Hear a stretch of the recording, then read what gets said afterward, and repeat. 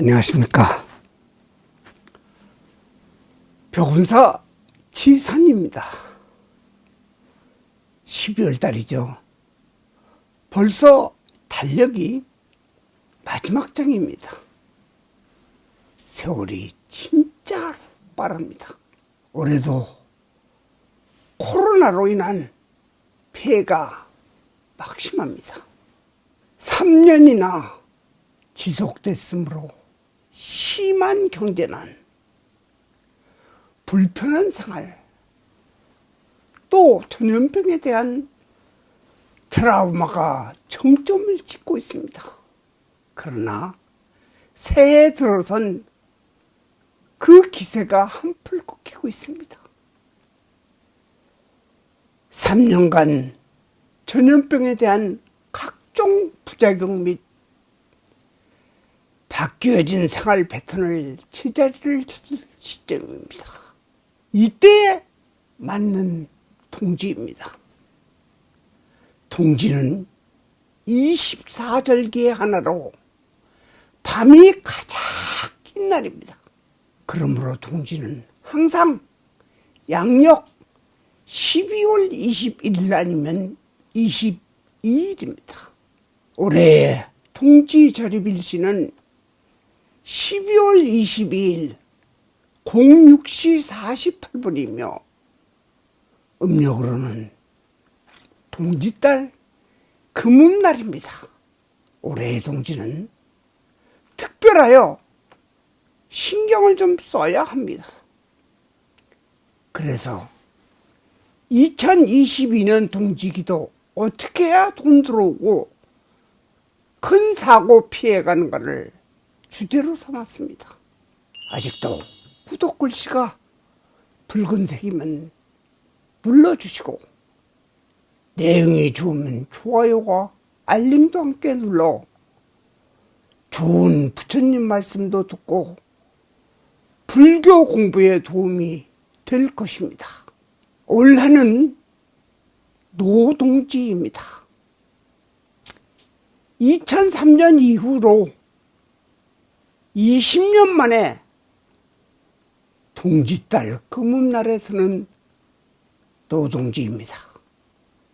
음력으로 동지달 초반에 드는 동지를 애동지라고 해서 팥죽을 쓰지 않고 시루떡을 먹고 애들에게 애군이 찾아와서 조심하는 때이며, 음력으로 동지달 중순에 드는 동지를 중동지라 하여 크게 조심하는 것 없이 팥죽도 쓰고 나누어 먹고 뿌리기도 합니다. 그러나 올해같이 노동지로서, 그것도 금음날에 드는 동지는 그 의미가 남달라서 동지맞이 기도를 잘하면 지난 어려움을 말끔히 씻어낼 수가 있습니다.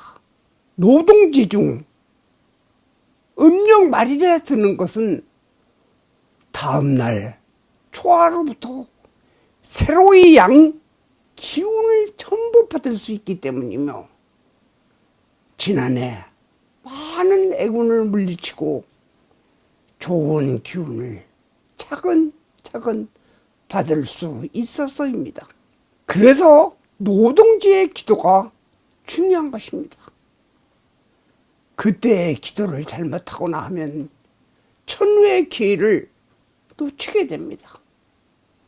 2019년도 기해년은 노동지였습니다. 2020년, 2022년까지 3년간 코로나로 큰 어려움을 겪었습니다. 노동지 다음에는 질병 등으로 어려움이 시작될 때가 많습니다.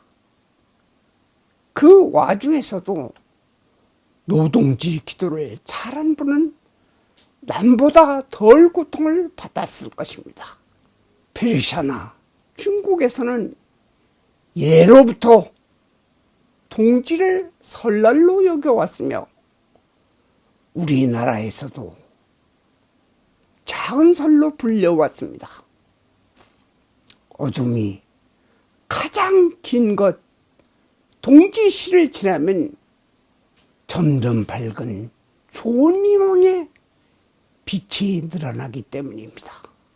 동지 파축의 유래나 오래된 관습에 대하여는 기해년, 경자년, 신축년 영상에서 자세히 설명되어 있으니 참고 바랍니다. 특히 사찰에서 동지 기도를 하는 것은 정법과 다르지만 불교도 어떤 어려움이라도 도울 수 있고 중생들의 불안감을 덜어주는 역할을 할 수 있어야 하기 때문입니다. 특히 새해는 꽉 막힌 경제난에 주안점을 두어서 기도를 하려고 합니다. 물론 병마 등 각종 재난도 풀기 위한 기도도 하지만 특히 돈과 질병, 사고를 막는 것에 주안점을 두고 기도하려고 합니다. 그래서 병원세는 금년 노동지 기도는 지난해의 기도에 뺄 것은 빼고 넣을 것은 더 넣어 기도를 하기로 했습니다. 항상 동지 때가 되면 선과 기감에 나오는 서산대사의 말씀이 생각이 나서 기도에 대한 안내를 하기 이전에 이 문구를 한번 읽어보도록 하겠습니다. 벽격풍동 심경마침. 벽에 틈이 있으면 바람이 들어오고 마음에 틈이 있으면 마가 침범한다. 그러나 소승은 올해는 벽격풍동, 행격빈침이라고 생각합니다. 벽에 틈이 있으면 바람이 들어오고 행동하는 데 틈이 있으면 빈곤함이 찾아온다는 뜻입니다. 시대가 변했다고 해도 행동하지 않으면 이익만 따지고 재고 또 잰다면 빈곤이 침범한다는 뜻입니다. 이제 기도 방법을 소개하겠습니다. 첫째, 기도는 관음기도와 신중 백사위 기도를 3일간 합니다. 신중 기도를 백사위 기도로 하는 것은 신중은 불보살님과 불법을 호위하고 사찰과 신도를 돕기 위한 기도이므로 스님은 힘들겠지만 중단에 있는 신장님을 불러 이 법회를 증명하고 돈 들어오고 각종 사고 및 병마를 물리치는 것이기 때문입니다. 이때 금전 자례 기도를 특별히 합니다. 둘째, 기도비는 3, 4년 전과 똑같습니다. 전혀 부담이 없는 수준입니다. 셋째는 동참자의 준비물입니다.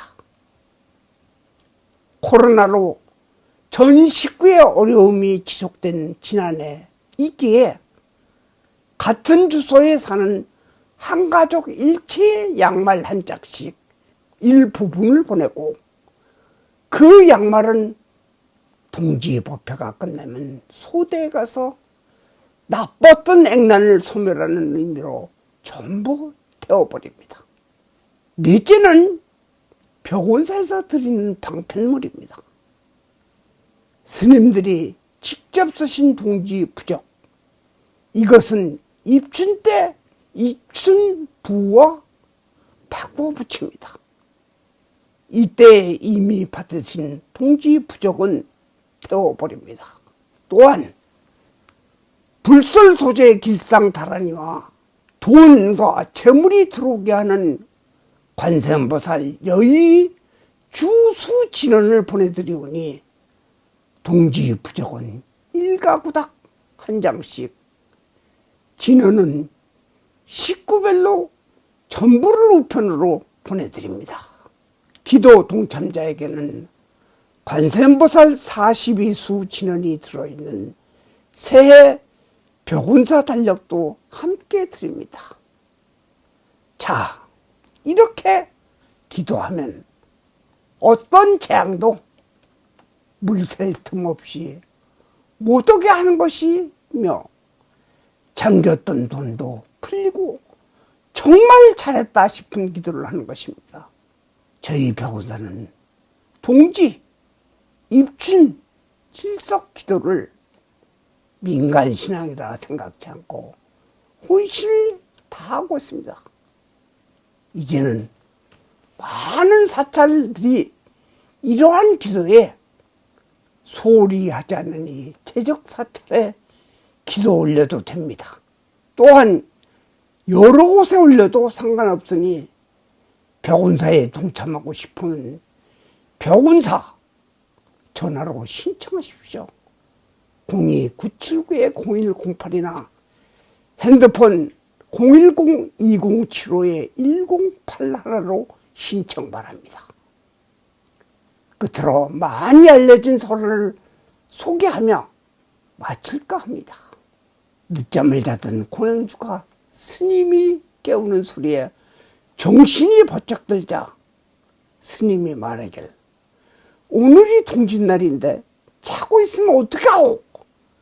그 소리에 아궁이를 보니 불씨가 없는 것입니다. 앞이 캄캄한 공양주는 산고개를 넘어 김서방 집으로 달린 것입니다. 그날따라 눈이 많이 와 걷기가 힘들었지만 겨우 김서방 집에 이르러, 여보시오 김서방, 불씨 좀 주게나. 오늘 동지인데 모르고 그만 늦잠을 자서 하는 것입니다. 김서방은, 아니 아까 그 전에 행자님이 와서 불씨를 얻어갔는데 또 꺼진 것입니까? 그리고 팥죽 한 그릇까지 먹고 갔는데요. 행자라니요? 우리 절은 행자님이 안 계신데요. 이상하다 싶어 다시 절로 오니 아궁이엔 불이 훨훨 타고 있는 것입니다. 공양주는 급히 팥을 삶고 죽을 쏟습니다. 그리고 한 그릇을 담아 대웅전 부처님 앞에 올리고 또 한 그릇을 퍼 나한전으로 가서 팥죽을 올리려고 하다가 그만 소스라치게 놀란 것입니다. 빙그레 웃고 있는 나님의 입가에 붉은 팥죽이 묻어있는 것입니다. 바로 불씨를 얻으러 간 김서방 집에 간 것은 나입니다. 오래전부터 내려온 설화입니다. 팥죽을 퍼서 먼저 부처님께 올린 것도 부처님을 존경하는 뜻이며, 나한이 등장한 것도 불교 전통 명절은 아니지만 오래전부터 절에서는 중요시 내려온 날이라는 것입니다. 자, 날마다 좋은 날 되십시오. 안녕히 계십시오.